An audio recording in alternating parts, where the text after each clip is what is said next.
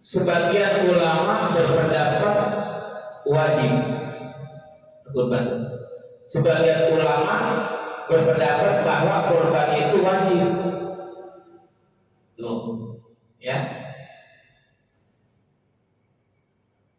Ada lagi yang sebagian ulama berpendapat bahwa kurban itu hukumnya sunnah muakkadah. Kalau dia mengatakan wajib, ya nggak apa-apa. Ada mengatakan ini kurban sunnah, ya nggak apa-apa. Nah, gitu ya. Kemudian apa alasannya? Sebagai ulama yang mengatakan bahwa kurban itu hukumnya wajib, firman Allah Ta'ala surah Al-Kautsar ayat 1-2. Bismillahirrahmanirrahim. Inna a'tayna kal kautsar fasholli li rabbika wanhar. Kalau kita belajar ilmu itu usul fikih, kalau ada kalimat perintah atau fi'il amar itu menunjukkan wajib. Aqimis shalah, dirikan salatnya. Ini wanhar, berkorbanlah. Nah, berdasarkan ayat ini maka sebagian ulama mengatakan hukumnya kurban itu adalah wajib. Wajib bagi siapa? Bagi yang ada keluasan rezeki tentunya. Wajibnya apa? Ya tiap tahun dia wajib, itu kewajiban. Gitu ya. Itu alasannya itu. Nah, hadisnya ini an Abi Hurairah qala Rasulullah sallallahu alaihi wasallam man wajada sa'atan fala yudhi fala yaqrabanna musallana rawahu Ahmad wa Ibnu Majah. Nah, tadi ayatnya tadi itu yang kurban hukumnya wajib. Ayatnya ada inna baina kal kautsar fasholli li rabbika wanhar. Hadisnya yang bersumber dari Abu Hurairah, gitu ya, yang diriwayatkan oleh Imam Ahmad dan Imam Ibnu Majah. Kata Nabi, barang siapa yang ada keluasan rezekinya, ya dia mampu. Jangankan kambing, sapi dia mampu. Memang ada luasan rezekinya. Palam yudafi, tapi dia tidak berkorban, nggak mau berkorban. Karena ini memang korban ini memang panggilan keimanan gitu kan, karena berkaitan dengan harta. Kalau imannya nggak mantap, dia sayang Pak mengeluarkan beli sapi yang harganya 27 juta, bahkan sapi ada yang harganya 150 juta, misalnya gitu. Ya, kalau imannya nggak mantap, dia sayang. Apalagi dia beli sendiri, makanya patung ada musyawarah untuk 7 orang biar ringan gitu ya, saran 3,5 juta. Kalau sendiri 21 juta, 24 juta, itu kalau imannya nggak mantap, Pak, keyakinan sama Allah nggak mantap, sayang, betul, sayang dia untuk berkorban. Nah, kalau orang ada keluasan rezekinya dia nggak mau berkorban, kata Rasul, "Fala yaqrabanna musallana." Gitu. Maka jangan sekali-kali dia mendekati tempat sholatku. Rasul tidak senang. Jangankan dekat Rasul, dekat tempat sholatnya aja kata Rasul jangan deketin. Ya Allah, ini menunjukkan bahwa berkorban bagi yang mampu adalah wajib hukumnya. Gitu ya.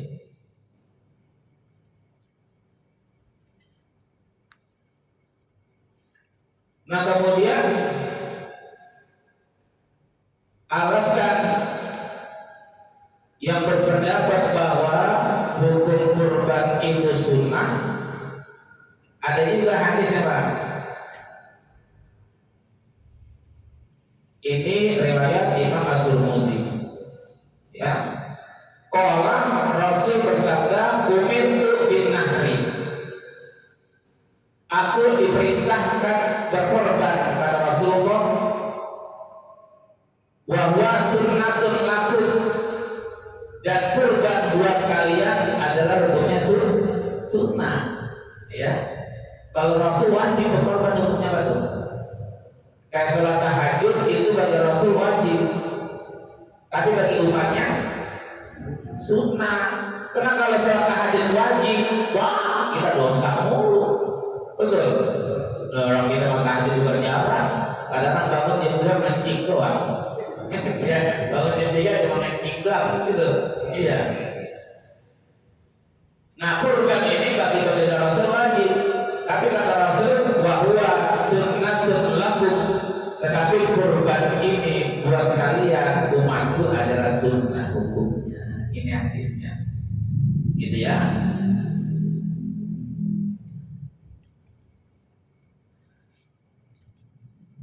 Kemudian dalam hadis yang lain Rasul juga bersabda, gitu ya.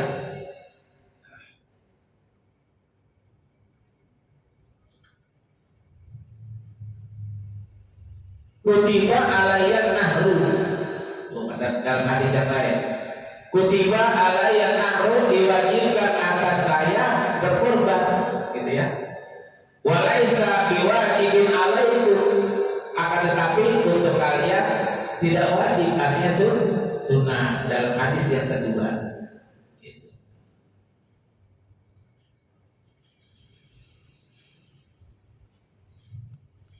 Itu ya. Jadi hukum kurban ada dua, ada yang mengatakan wajib, ada yang mengatakan sunnah. Jadi sah-sah saja. Kalau mengatakan wajib korban, ada yang mengatakan sunnah, silakan. Gitu ya. Kalau kita maunya apa? Kita maunya yang mana? Yang sunnah. Sunnah itu belum korban, gitu ya. Ya, sunnah. Ya, itu sunnah aja kita.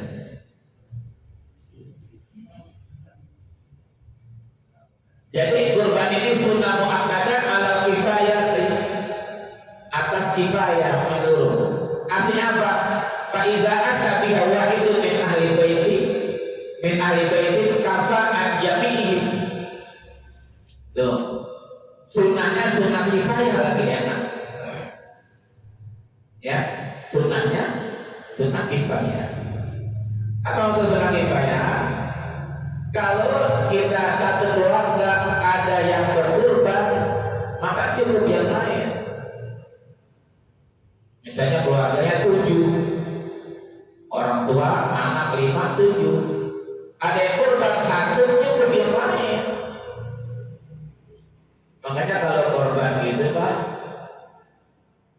korban kambing, udah kita niatin saya korban kambing atas nama keluarga, jadi kebagian semua itu, gitu ya.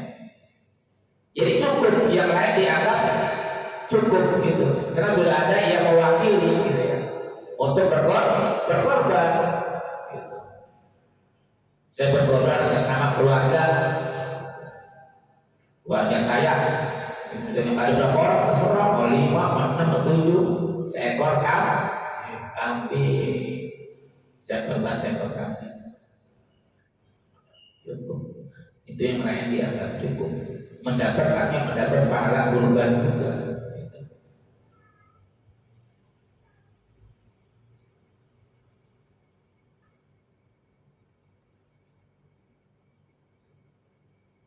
Kemudian wala tanibul udhiyatu illa bin nazri.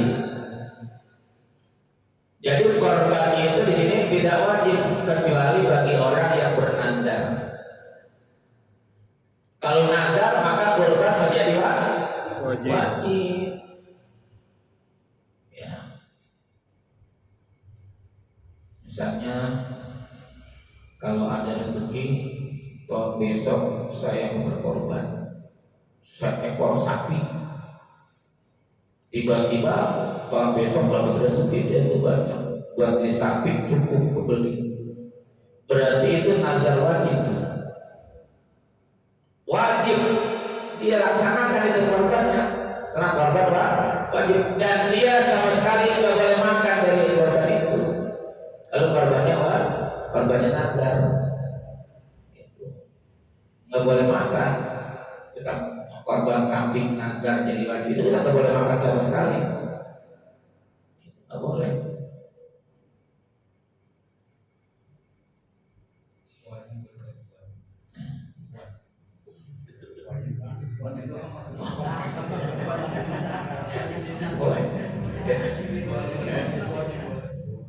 Boleh asal ada bau kambing.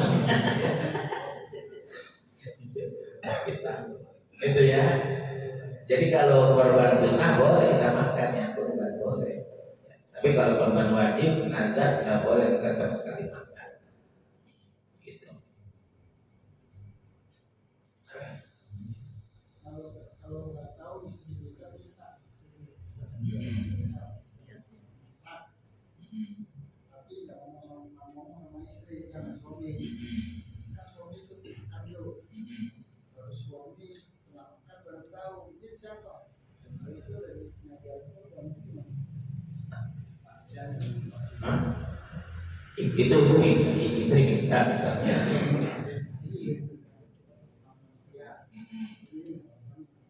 Ya kalau awalnya korban nazar tak boleh kita minta.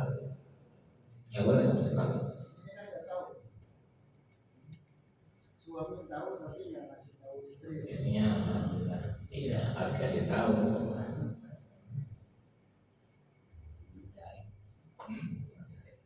Ya. Dari ini bukan Ya terus. Beli lagi seekor lagi potong. Ya beli lagi seekor lagi beli potong.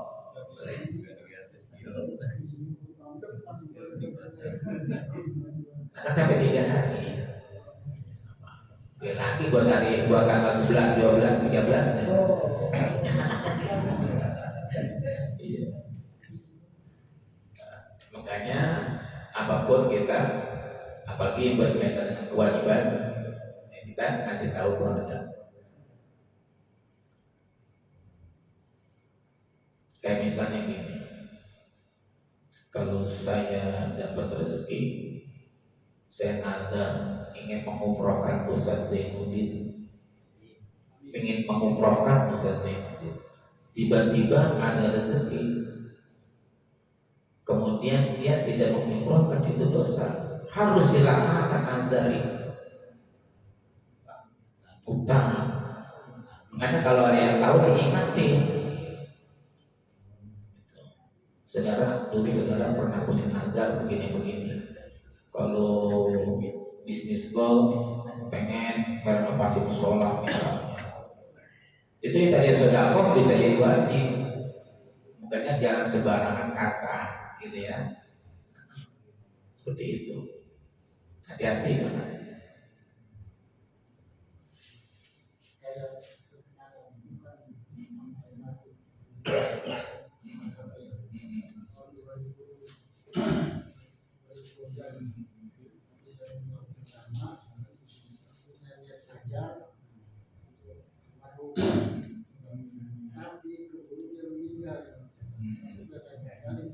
Udah dibadali, alhamdulillah. Yang penting udah dibadali atas nama almarhum, alhamdulillah.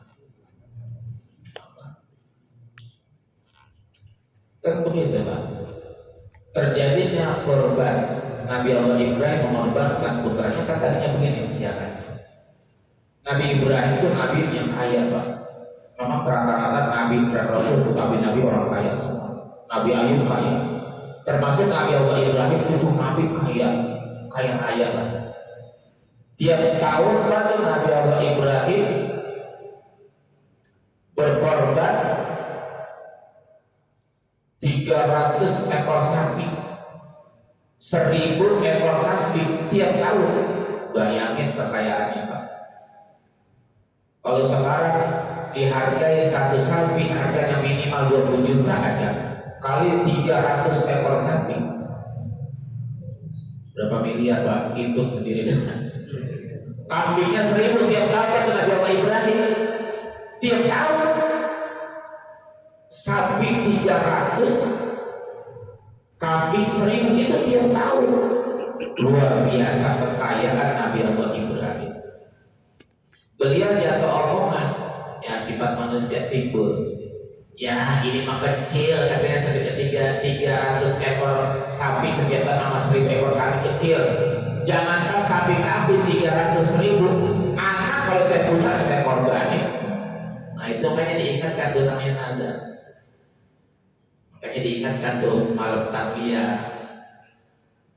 Nabi Ibrahim mimpi, wahai Ibrahim, laksanakan janjimu, laksanakan nazarmu malam pertama kedua.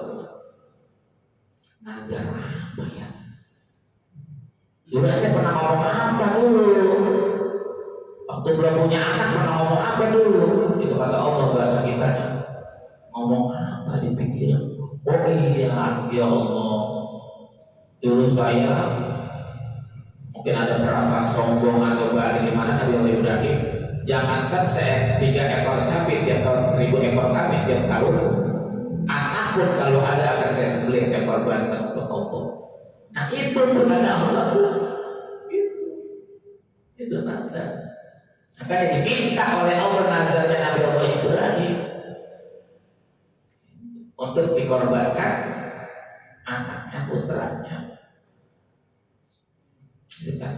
Makanya ayatnya dalam surah Sabat, falamma balagha ma'ahu sa'ya qala ya bunayya inni ara fil manami anni azbahuka fanzur madza tara qala ya abati al ma tu'mar satajiduni insyaallahu minas sabirin. Itu tatkala Nabi Allah Ismail sampai usia muda, usia pintar, Nabi Allah mimpi itu, mimpi malam pertama, kedua, ketiga mimpi itu, semakin jelas mimpinya itu. Apa dalam mimpinya? Diperintahkan untuk menyembelih Nabi Allah, Nabi Allah Ismail putra beliau. Itu kata Nabi Allah Ibrahim, apa pendapatmu? Kata Nabi Allah Ismail, ya abatif al-matumar, wahai ayahku, laksanakan kalau memang itu perintah Allah. Satajiduni insyaallah minas sabirin, maka ayah akan mendapatkanku termasuk orang-orang yang sabar. Begitu betul, sejarahnya begitu. Makanya bapak jangan sembarangan ngomong, jangan sembarangan akhir. Itu, iya. Ya Allah, anak cuma satu dipotong. Tapi memang itu salah satu termasuk ujian keimanan itu Pak. Ya ujian keimanan Nabi Allah Ibrahim diuji oleh Allah. Keimanan Nabi Allah Ismail itu diuji oleh Allah.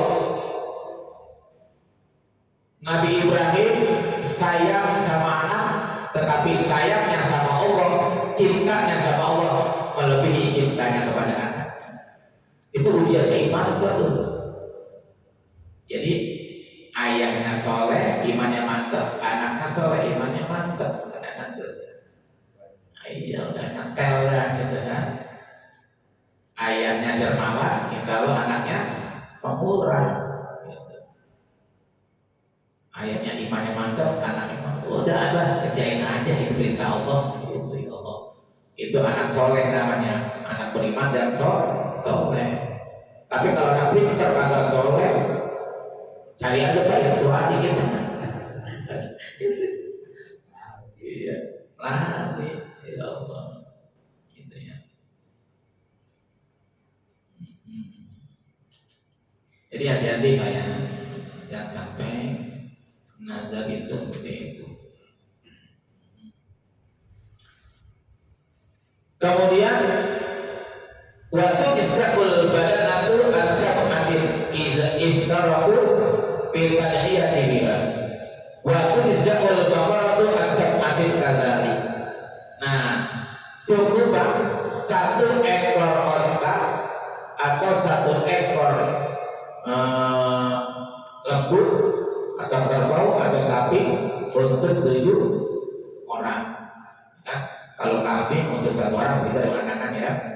Nah, onta dan sapi itu untuk 7 orang apabila mereka bermusyawarah ya. Tidak sama gitu ya, barang iuran. Sapi itu 7 orang 3,5 juta, 3,5 juta misalnya. gitu ya. Berarti kalau 3,5 juta berarti kalau 7 orang berapa Pak? 24 setengah ya. Ya.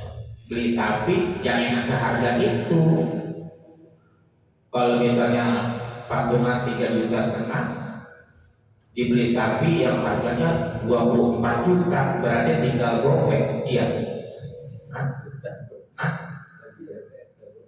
Ya kan, beli sapi yang 24 juta berarti sisa gopek. Ntar mana buat biaya motor, mana beli plastik. Yang akhirnya minta lagi apa yang korban, jangan dibebani lagi yang korban Pak. Makanya diakali panitia. Jadi kalau patungan 3,5 juta berarti 24,5 juta. Beli sapi yang 23 juta. Sisakan yang 1,5 juta. Itu buat biaya potong dan plastik-plastik yang lain, buat beli kopi yang lain-lain begitu. Jangan sampai mintain lagi banyak korban. Di sini mah gak begitu kali ya. Di sini mah alias enggak ya? Nggak mintain lagi kan? Ya, itu. Ya, gitu mah jadi caranya begitu.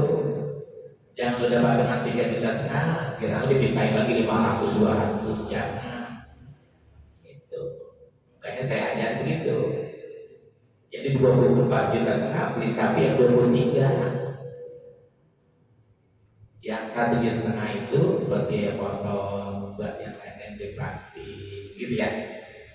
Itu nggak apa-apa begitu.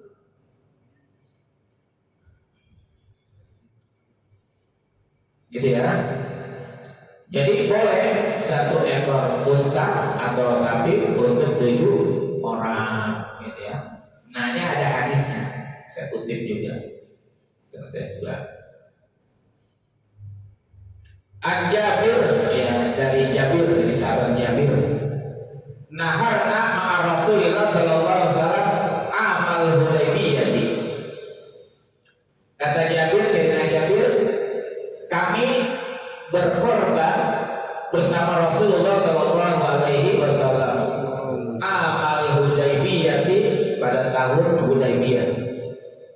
Al-badanata 1 ekor unta.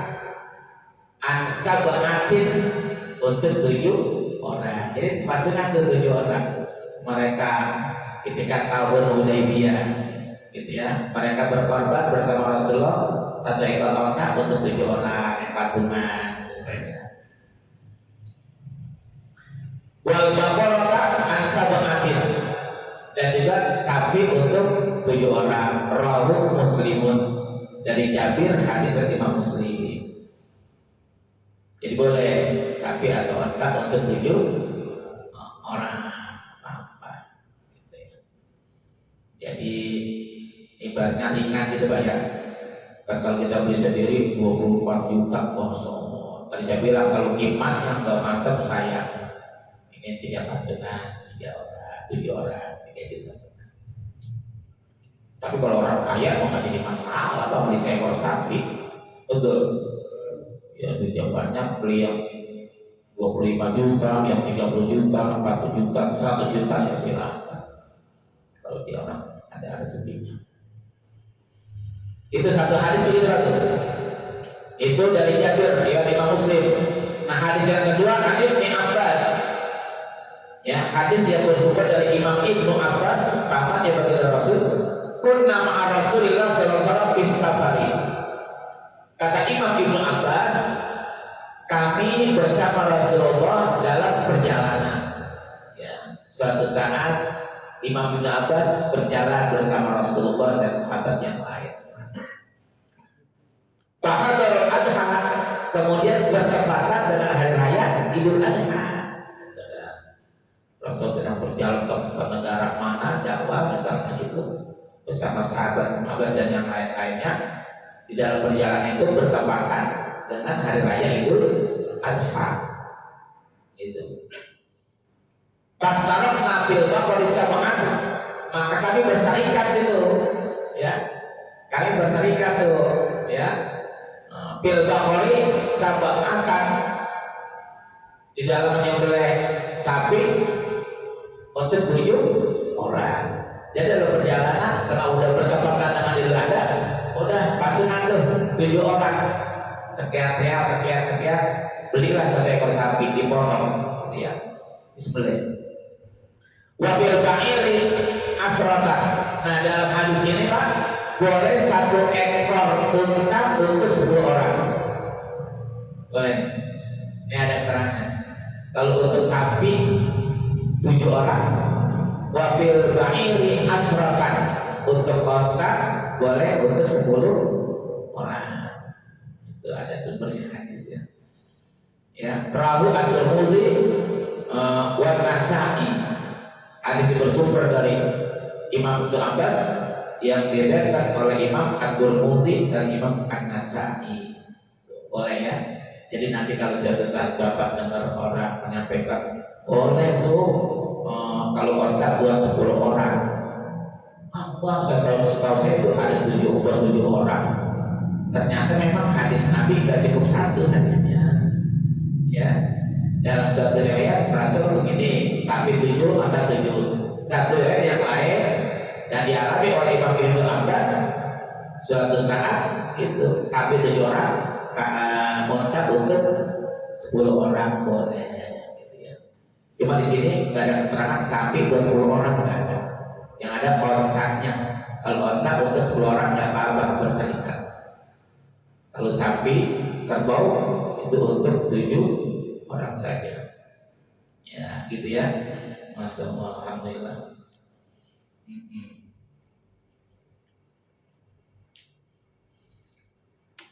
Nah, ini ada terang waktu di sini satu asyahsi wahidin wa hiya abdul min musarafatihi fi ba'irin. Ini ada terang.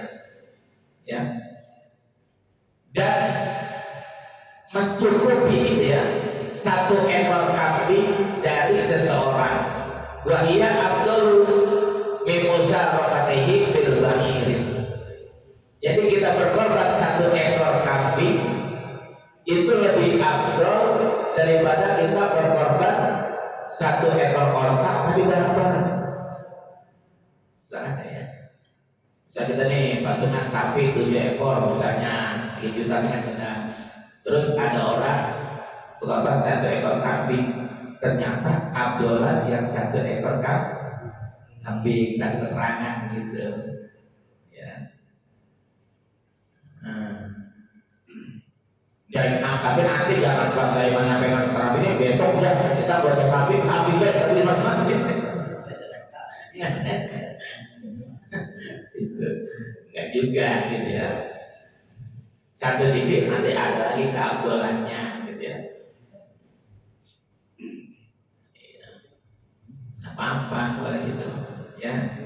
Kemudian wa abdul anwa'il huliyah ya, dan lebih utamanya macam-macam binatang yang diunggah dikorbankan, yang berkorban ibilun summa bakarun summa ghanam. Jadi hewan yang afdal untuk dijadikan kurban adalah onta, sapi atau kerbau dan kambing, itu yang afdal. Ya. Boleh kita korban ayam, boleh ayam.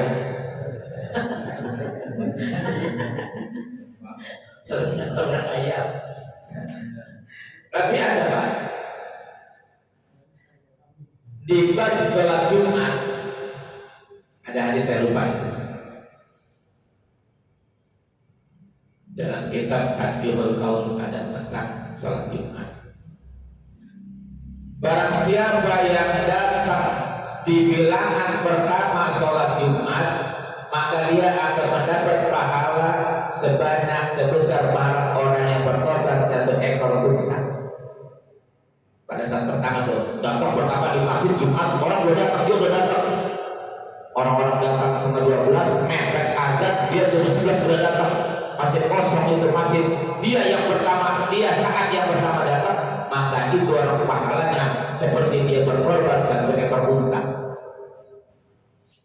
Silakan Bapak tuh. Ya. Mungkin kita korban ontak belum mampu, udah datang lagi Jumat jam 11 jam 10 datang ke masjid. begitu urusannya. Nah, kita boro-boro kota, kita datang kota udah naik. Kemudian barang siapa yang datang ke masjid untuk sholat di saat yang kedua, maka dia diberikan pahala seperti pahala orang yang berkorban 1 ekor sapi.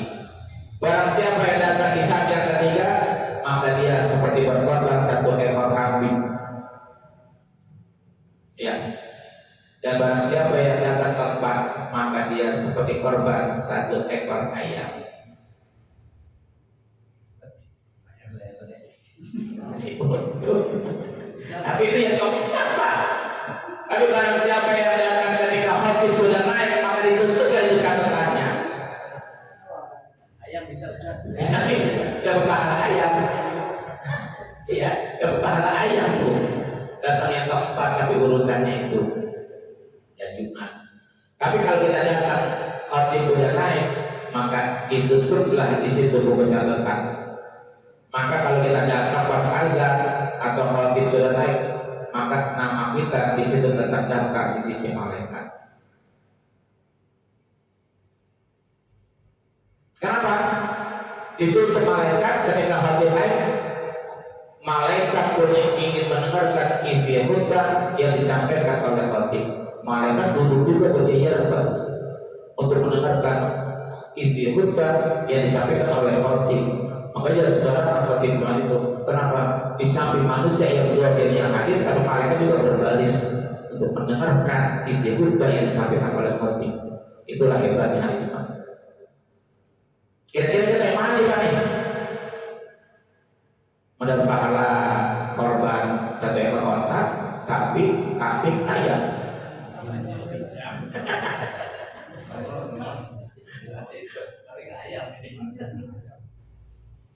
Tapi nanti ada keterangan lagi Pak, pengecualian bagi imam dan khatib datangnya belakangan.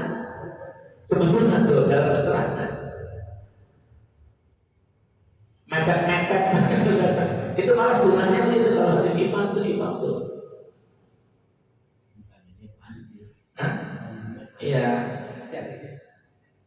Makanya masjid itu kalau bisa ada ruangan, biasa ada ruangan masjid itu buat istirahatnya imam.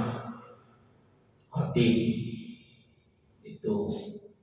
Makanya kalau saya malah Pak, kalau saya tuh kalau tugas jauh sama kadang-kadang jam 11 sudah nyampe di masjid. Iya sudah sampai di masjid sih Pak. Kita udah istirahat enak, udah nyantai.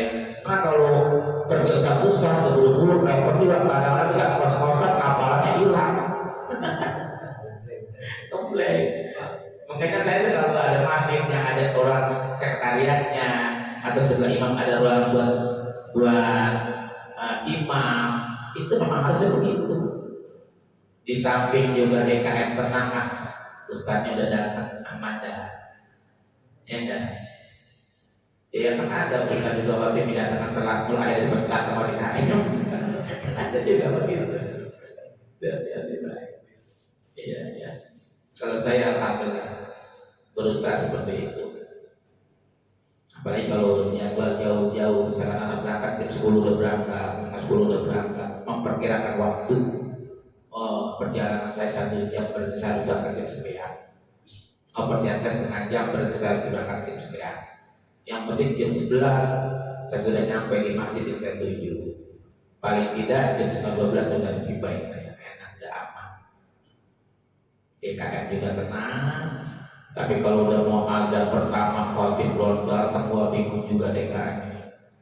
Apalagi azan kedua, wah udah gelisah, udah begitu DKM-nya kagak bisa jadi khatib, bisa batal itu Jumat. Hati-hati. Gitu ya, ya Allah, luar biasa. Ya. Kemudian juga wa arba'un wa bibadin nusaid wa arba'atun la tujzibu fid duhaya. Ada 4 macam Pak binatang hewan kurban yang enggak boleh, tidak memenuhi syarat buat kurban. Ya, dalam ini kitab. Dan kitab-kitab hadis yang lain. Ya. Yang pertama adalah al-awraqul bayyin az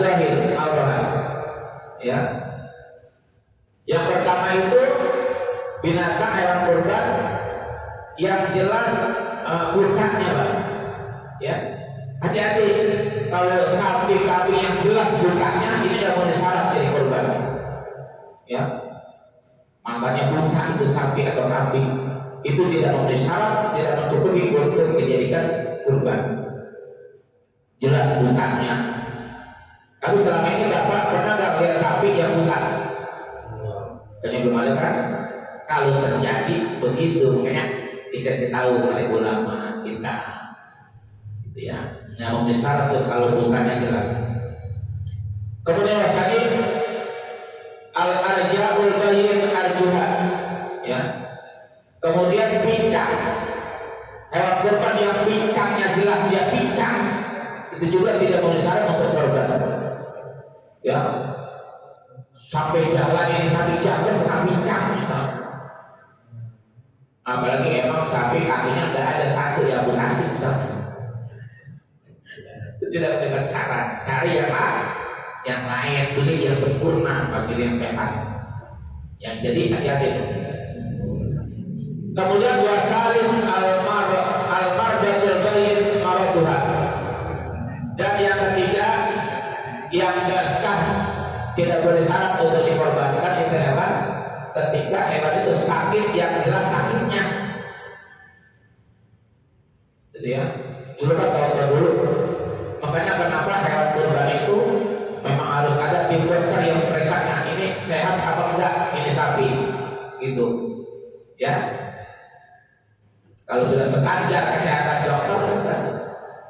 Tapi kalau dia mengandung penyakit yang membahayakan, dia ada penyakit yang jelas penyakitnya, apalagi penyakit yang membahayakan untuk orang bisa yang mengonsumsinya, ini tidak boleh misalnya, gitu ya.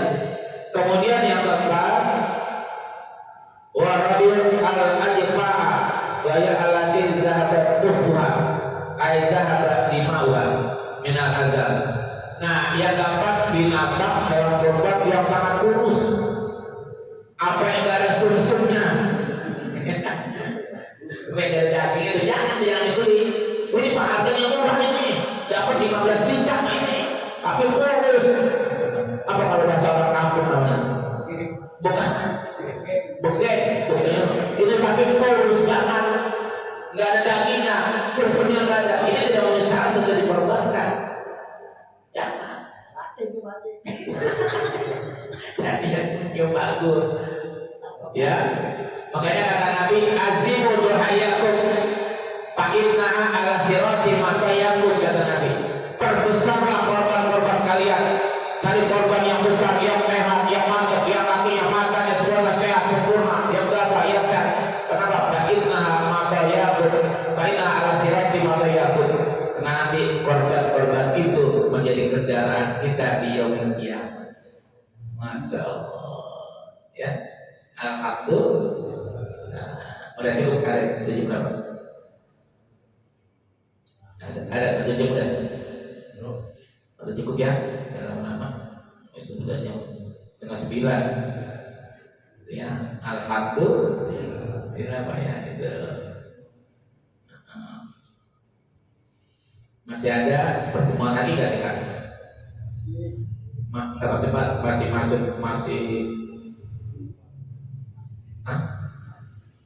Kita lebaran hari tanggal 27, ya. Berarti pas itu ya 2 minggu yang akan datang belum? Masih kebagian nggak pertemuan? Masih 24 bisa ya? Oh ya bisa. Nanti kita bahas kitab ininya, kitab dulu tuh nasihatnya. Ini dari segi fikihnya dulu, gitu ya. Jadi hati-hati Pak ya, hati-hati. Ketika kita beli hewan kurban, cari yang terbaik, yang bagus, matanya sempurna, kemudian juga kakinya sempurna, kesehatannya, nggak sakit, cari yang baik. Memang itu buat persyaratan standar untuk menjadikan hewan kurban. Jadi jangan sembarangan itu, ya. Seperti itu. Dan sudah dulu Allah alam, nanti masalah tentang waktunya insya Allah, ya. Mudah-mudahan apa yang kita pelajari pada malam hari ini bermanfaat buat kita bersama. Dan mudah-mudahan di antara jamaah ada yang keluar rezekinya bisa berkorban tahun ini. Insya Allah. Al-Fatihah. أعوذ بالله من الشيطان الرجيم بسم الله الرحمن الرحيم الحمد لله رب العالمين الرحمن الرحيم مالك يوم الدين إياك نعبد وإياك نستعين اهدنا الصراط المستقيم صراط الذين أنعمت عليهم غير المغضوب عليهم ولا الضالين. Nanti kalau ada yang pengen dipertanyakan atau jelas tinggal telepon saya aja atau enggak WA saja. Ustaz ini saya ada yang perlu tanyakan, silakan, nggak apa-apa. Udah pernah nyimpan nomor saya enggak? Udah nyimpan nomor saya. Nanti kalau kira-kira ada yang masih belum jelas silakan. Bukan berarti saya pintar, bukan berarti saya bisa. Kalau ada yang belum jelas silakan tanyakan. Atau mas saya atau ustaz yang lain silakan.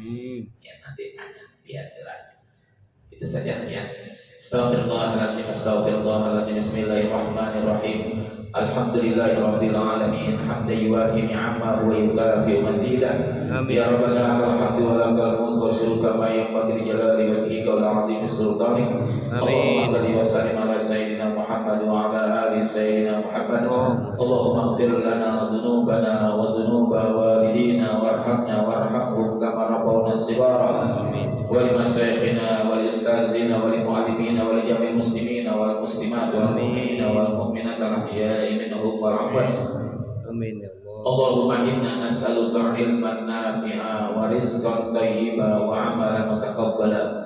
Allahumma aghnina bil ilmi wa zayyinna bil ilmi wa akrimna bit taqwa wa jamilna bil afiyah. Amin. Allahumma ja'alna wa auladana wa zurriyatana min ahli ilmi wa min ahli ilmi wa min ahli Qur'an wa min ahli sadaqah wa min ahli salat. Amin. Wa la taj'alna wa iyyahum min ahli dhairi innaka ala kulli syai'in qadir. Allahumma barik lana fi auladina wa zurriyyatina wa la tadarrahum wa fikum li ta'atika wa rizqna birrahum. Rabbana atina fid dunya hasanah wa fil akhirati hasanah wa qina adzabannar. Wa sallallahu ala sayyidina Muhammadin wa ala alihi washabihi ajma'in. Subhana rabbika rabbil izzati amma yasifun wa salamun alal mursalin walhamdulillahi rabbil alamin. Bismillahirrahmanirrahim. Subhanallahumma wa bihamdika asyhadu an la ilaha illa anta astaghfiruka wa atubu ilaik. Terima kasih. Mohon maaf. Wassalamualaikum warahmatullahi wabarakatuh. Waalaikumsalam warahmatullahi wabarakatuh. Terima kasih kepada guru kita yang telah menyampaikan ilmu-ilmunya kepada kita. Mudah-mudahan kita bisa mengamalkannya Amin. sehari-hari. Dan selaku wawancara, mohon maaf yang seluas-luasnya apabila ada kata-kata yang kurang berkenan. Akhirul kalam, assalamualaikum warahmatullahi wabarakatuh. Waalaikumsalam warahmatullahi wabarakatuh.